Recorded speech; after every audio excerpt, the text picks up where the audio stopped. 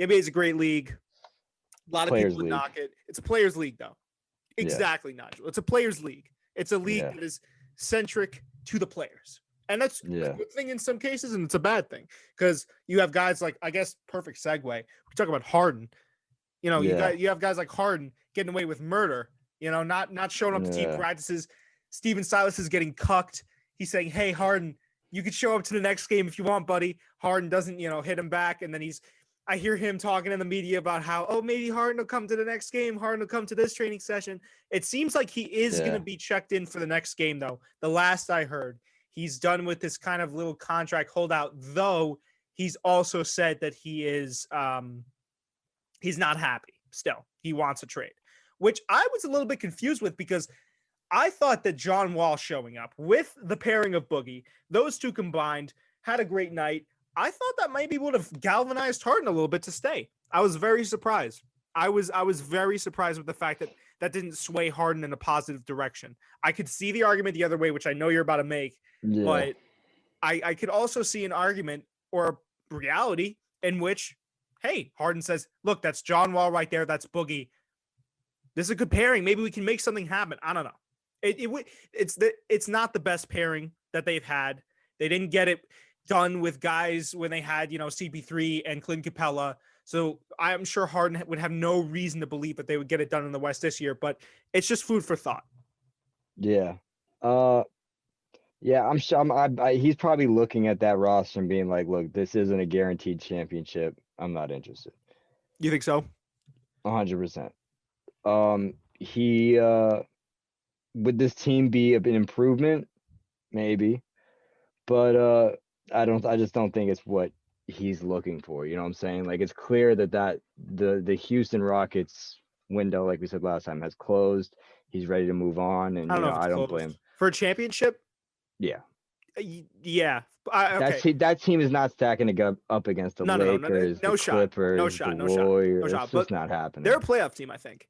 And I will go on record and say that I was correct. Can you give me that? Can you afford me that luxury, Nigel, to say that I was correct about the John Wall and Boogie Cousins pairing, even though it's only preseason basketball? John Wall's actually been balling out. Well, yes, I will tell you in the preseason, yes, you were right. So in a time when it doesn't matter at all whether you're right or wrong, you are correct. Okay, fair enough. But no, we got to see how they play during the season. That's true. They got 82 games ahead of them. They got a long couple months. Guys to go. with injuries and injury history as well. So if you're Harden, you're looking at that team like, man, like I just want something. I mean, Harden's not looking to make it into the have a second round elimination. That's not what he's excited for. He wants to go out and win. It's not going to happen on that team. Even if they stay healthy the whole year, even if they stay healthy and they play well, that team is just not stacking up against some of the competition they have in the West. He needs to get out of there, and I don't blame him. Yeah, I mean, listen, at this point, I'm not saying I don't blame. I do kind of actually blame Harden for his behavior. I think the way he handled it is obviously pretty bad. It's pretty in bad taste. Steven Silas doesn't deserve any of this, right? Steven Silas has been an assistant coach his entire career. He finally gets called up to be a head coach. He has all these toys to play with, John Wall, Boogie, Harden, and one of the best players in the NBA just doesn't show up to training camp. Now, that's not to say that they don't have a solid team around him, but still, though, you want a guy like Harden to show up. With that being said, I'm going to now lobby for Harden's side of the argument. I could 100% see where you're coming from and where I'm sure Harden is coming from, in the sense that, hey, if I'm Harden, I'm such a great talent in a league that we just talked about is a players' league. I don't want to necessarily show up to a team that's not guaranteeing me a chip. There's other destinations, mainly the 76ers and the Bucks and the Heat that I've heard about. That could be a much better situation to contend for a chip. Because you think about it, he goes to the Bucks. That's a chip team. My personal opinion, that's a chip team for sure. That's finals bound, yeah. Yeah, and I think Giannis would also take a cut. I think Giannis is a team player type of guy to where he'd probably take a cut and he wouldn't go for the max so that he could afford Harden. I think Giannis wants a championship at any, you know what I'm saying, at any cost. Absolutely. I think Giannis would be 100% on board with that. If he goes to the Heat, I don't know about chip team, but definitely a deep playoff run team. Ceiling, I could see a finals appearance on the Heat. yeah. I personally hope he goes to the Heat. I want to see him on the Heat. James Harden on the Heat is a vibe. Yeah, James Harden on the Heat that'd is be a vibe. sick. Yeah. With the Vice jerseys, hell yeah. Oh my God, the beard with the Yeah. Vice jersey on. No, I'm not gonna lie. That's sick. I hope. Yeah, I'm rooting for Miami. And especially because of what Miami did last season, I think, right? Like Yeah. Miami deserves Harden, I think. Yeah, absolutely. You know, I agree. They played like champs last year. And then you got the 76ers, which there's been a lot of talks about potentially trading away either Ben Simmons or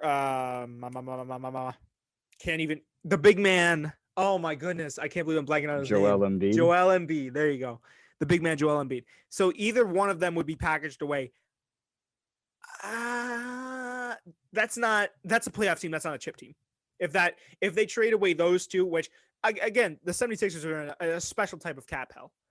They get rid of some of the depth and they get Harden on there. They somehow figure out a way to manufacture a team in which Harden, Ben Simmons, and Joel Embiid are all on the same team. That's a chip team. If one of the other two goes and it's just Harden in one, I don't know. That's my take. I think if you had a Harden and Joel Embiid, I think that'd be a pretty good contender. Would you see them contenders? I see them going to the finals. Yeah. You see them being contenders? If it was hell yeah. If it was Harden and Embiid, yeah. Yeah. Harden and Ben Simmons, no, I don't think that. No, so Harden and Embiid, yeah. Yeah, I definitely I think it would be more possible with Harden and Embiid. Harden and Embiid, you know, because Embiid is such a versatile big. Ben Simmons' game, while he's great on defense and he's a great slasher, he's very athletic, he's oversized. He has somewhat of a one-dimensional game, right? Like in terms of everyone on that team, Joel Embiid is the much more well-rounded player. Yeah, absolutely. Except for his work ethic. Yeah, no, that's true. That you are correct about that. Coming into camp, I'm sure overweight. He's basically the Eden Hazard of the NBA. For all my soccer fans that listen to the podcast, Brendan's gonna know what I'm talking about, and he's gonna be laughing right now as he listens to this. Belgian soccer player that always comes in overweight to international camp. But yes, I think wherever Harden goes, he'll grace that team, and he knows that. He knows that, and that's why he's been so cavalier with this. I just wish he would have handled it in another way. You know, maturely, yeah, because it's like, again, it's a players' league, but I can't help but feel bad for Steven Silas. Like if you're Harden, you gotta realize that Steven Silas is new to the job. I'm sure he's been thrust into this position. I'm sure it's uncomfortable for him. I mean, that's just me. I'm a very considerate person. And I know I'm not balling out in the highest level. So when you're doing that, you don't necessarily need to be considerate. But for me, I just wish Harden would have handled it a little bit differently. Well, yeah, he should have been a little bit more mature about it. This probably takes his trade value down, just that much more. Well, yeah. Not that he needs more trade value. I mean, any team that he goes to is a playoff team, pretty much. Yeah. Even the Knicks, probably, if I'd say so myself. I'd say I can see that with Obi Toppin and the guys that got around. Yeah. If Harden wins to the Knicks, they'd make the playoffs. But we got to talk about Obi Toppin in a second too. I want to get But sorry, continue with Harden. My fault. No, I mean it's exactly what you said. We're just reiterating. He should have been more responsible. He's supposed to be a leader, not acting like a leader. Yeah. He's being very immature, and the longer he does this, him and the organization are gonna hurt more. You know what I'm saying? Because I bet you, that like a team that like a very well-rounded team that's one piece away may not want to take a chance on Harden because he's doing this. You think so? Whereas a team that's a little bit more desperate may be like, whatever, we'll make him happy. But you know what I'm saying? If you're like let's say you're the Warriors, you may not want to trade away some valuable pieces for Harden because it's not guaranteed that he's going to act like, an adult. You know what I'm saying? If he's not happy, are they really getting their money's worth? But then you got to take a team like the Heat or maybe the Bucks that are in a more desperate position that would easily take him. But I'd say the Warriors might have a little bit more trouble taking him. I'm sure they would. Yeah, because it'd be a longer conversation. Yeah. It'd be a longer conversation for the Warriors. Well, I don't know. Even about the Bucks, I don't know how really desperate the Bucks are right now, but I know what you mean, Nigel. And something that I've seen a lot on Instagram debated heavily is that like whatever team Harden goes to, it's either going to be, like you said, a fringe playoff team or a team that's already in the playoffs looking to make a push for the chip, or a team like the Knicks, the Orlando Magic, just to put hypotheticals out there that they're not really there yet and they need that guy to supplement. But it to me, with the teams and keeping the whole situation that we have at hand right now in mind, do you have a team, they bring Harden on, that's going to be a win now move, as opposed to the 76ers keeping who they have now, keeping their new, you know what I'm saying? And going for longevity. Because a lot of people were talking about the 76ers, if they put Harden on now, like you said, they're sacrificing some depth, because the rest assured the 76ers are going to need to clean up a lot of cap to get Harden. That's a given, right? Like they gotta clean house. They gotta offer everything in the kitchen sink. But that's a win now move. And if it doesn't work out and say Harden does more of the same, he gets unhappy, and now a precedent is set where he doesn't necessarily need to go somewhere if he's not happy, what happens then? So that's a very interesting point you brought up, Nige. Like, yeah, how does this affect Harden's trade stock? Like certain teams that are very close and we've talked about this on past podcasts, certain teams that are very close to that precipice may not want to bank on this guy because of these proceedings. That could be an eventuality. Now, that's what I see. No, I 100% agree with you. Realistically, though, I think he's going to land more so on a playoff team. I think there's going to be at least one team out of the field that's going to say, "Hey, listen," because there's always, I'm sure there's always going to be GMs and head coaches that say like, "Hey, man, we can handle him. He's such a great asset. If we can reel him in, we could do it." It's what happened with Antonio Brown in the NFL. We can reel him in. Let's see if we can control. There's going to be one team like that. And I think he's going to land on a fringe contender or definitely a playoff team. Well, what he needs to do is, I think he has 1 year left in his contract. Am I incorrect? Do you know? I'll check this right now for you, but go ahead. Okay. What he needs to do is he needs to play out the rest of his contract in Houston so that whatever team he goes to doesn't have to trade for him. You know what I'm saying? Because any team that he goes to is going to have to offer up an arm and a leg. And that's not what he wants if he wants to make the finals. He needs to be an addition to an already great team. You know what I'm saying? Like, let's say he goes to the Bucks. They're going to ask for Giannis in return.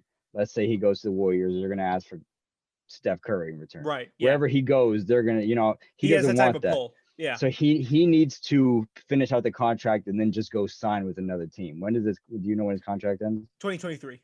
So he becomes an unrestricted free agent in 2023. So he had 2 more years, yes. Which realistically for Harden, I mean, because you said it best, Nigel, their playoff window is pretty much out not playoff window, but chip window is pretty much out. Their chip window is out the window. Their final, I don't really see them making the finals. They didn't really make it in the first place, and they haven't gotten better. So yeah. And the competition has gotten steeper. But you're right. In the same way that they would need to get rid of a lot of depth, I think a lot of teams wouldn't be willing to trade for Harden if it meant getting rid of some of their already established star players. Yeah. Golden State, Steph Curry. I'm not getting rid of Steph Curry for Harden. I might get rid of Clay for Harden. I don't know. But that's another thing. It's like you got to take into account the system that they have already set up, the chemistry, right? Yeah. There's so much other stuff to factor in. And we know Harden's a ball dominant guard. He tends to get into fights sometimes. He's a passionate guy. It's going to happen. That comes with the game. So, I'm just interested to see where he ends up, man.